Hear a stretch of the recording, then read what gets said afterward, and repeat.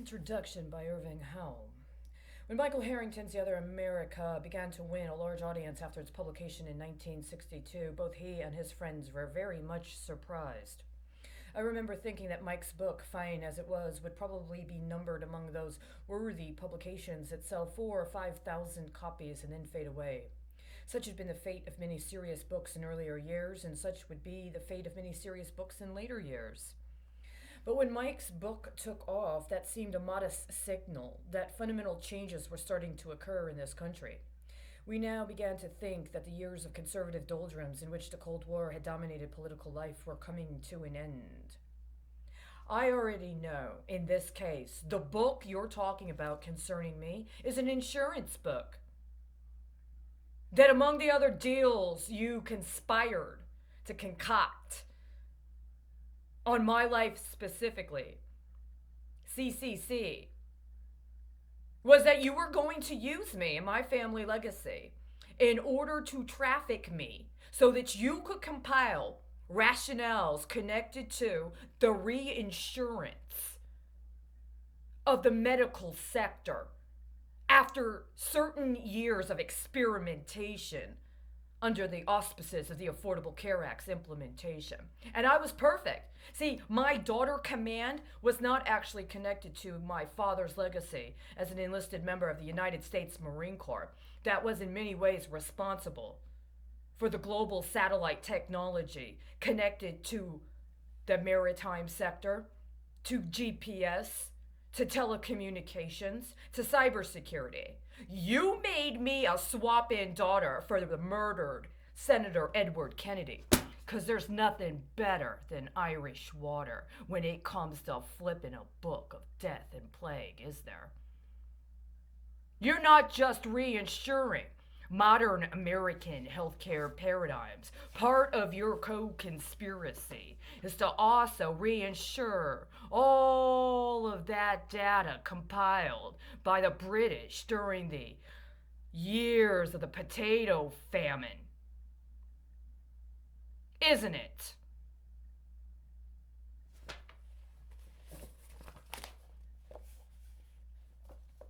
A conservative mood, it would reappear in the 1980s, had found its first major post-war expression in the 1950s. Are you concerned? Was I just supposed to leave this on Mike and my Irish brethren? Are we more appropriate sluts for your transformation to a digital economy?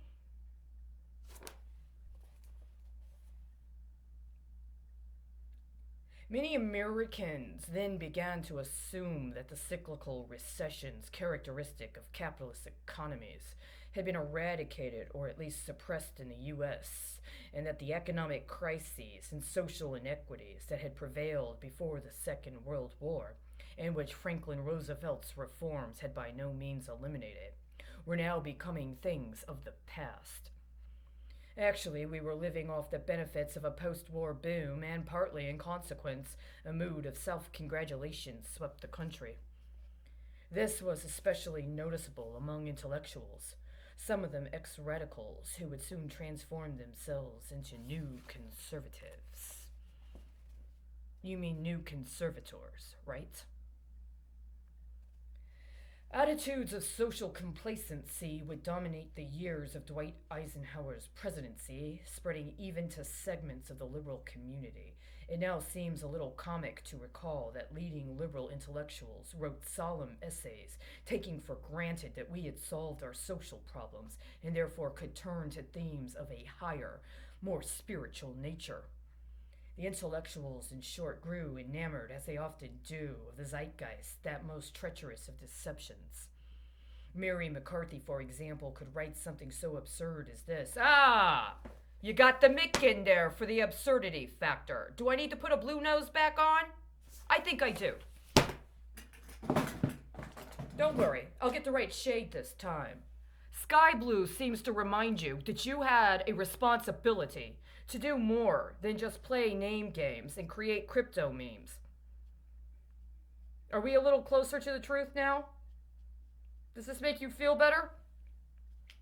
Don't worry, I'll keep it fucking modest. I don't want the compensation package to make you have to deal with any unacceptable emotionalism, especially because I refuse to consent to your paradigm around my emotional instability. I'm not going to quote what he quotes about Mary McCarthy. Only a handful of intellectuals, a few liberals, a few radicals, some of them huddling around the newly created magazine Dissent, kept up a stringent criticism of American society. Michael Harrington, still very young, was one of these, joining in our polemics against the dominant trend.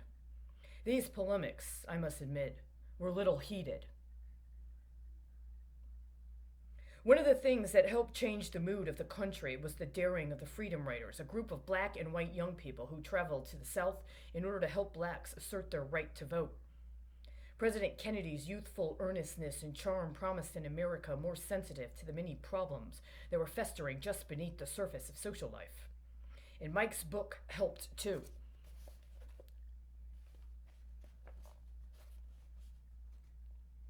In his autobiographical Fragments of the Century, Mike writes about the sudden rise to fame and success which the other America brought him.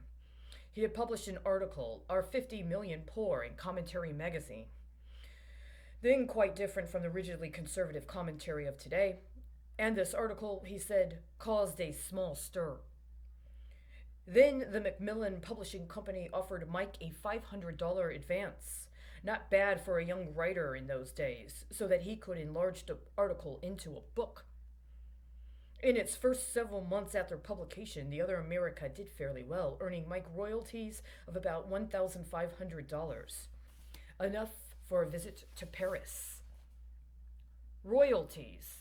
Royalties on intellectual products like a book are very different than royalties someone gets from literally harvesting your broken bones for their mineral content using billings for insurance.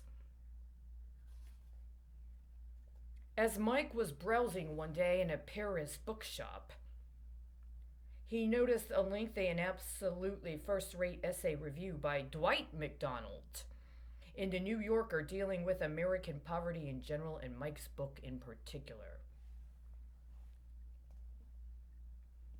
MacDonald had been a comrade of Mike's and mine in a small socialist group some years earlier, but had since gone his own way politically. You know, all I get these days when it comes to the Irish and socialism is Flynn. But you guys got this whole gender swap shit because you like hormone replacement so fucking much. So I don't get girly. Unless, of course, I'm willing to organize actual prostitutes in jail, right?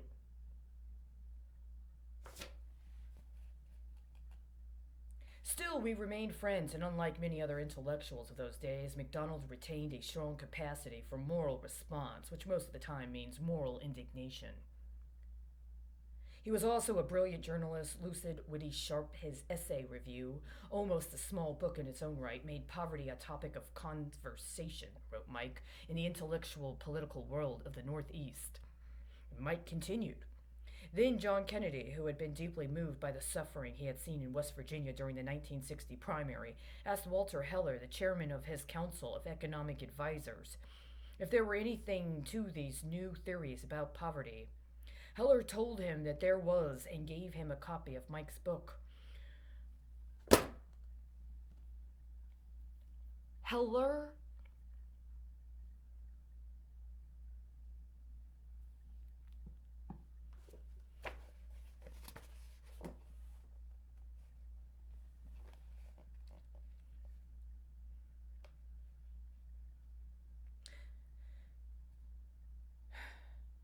Heller told him that there was and gave him a copy of Mike's book.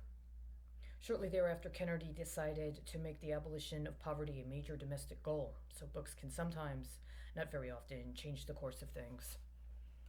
In his autobiography, Mike confesses that he worried about the fact that nowhere in The Other America did he openly declare his socialist convictions. His belief that it would take governmental planning and social investments to deal with poverty, even in a reformist way. He need not have worried. There are social and economic problems regarding which liberals and socialists can work together in harmony to enact reforms that decent men and women will endorse. In any case, Mike, in his numerous speeches and articles, was making it perfectly clear what his political opinions were. I doubt that many readers of The Other America didn't know. Am I supposed to wash the blue off my nose? If I am correct, it is the appropriate party's convention this week. And even if I'm wearing red and I broadcast openly, publicly, repeatedly, what my actual convictions are, I personally am not allowed to fucking exist because you had to anonymize my data for your book.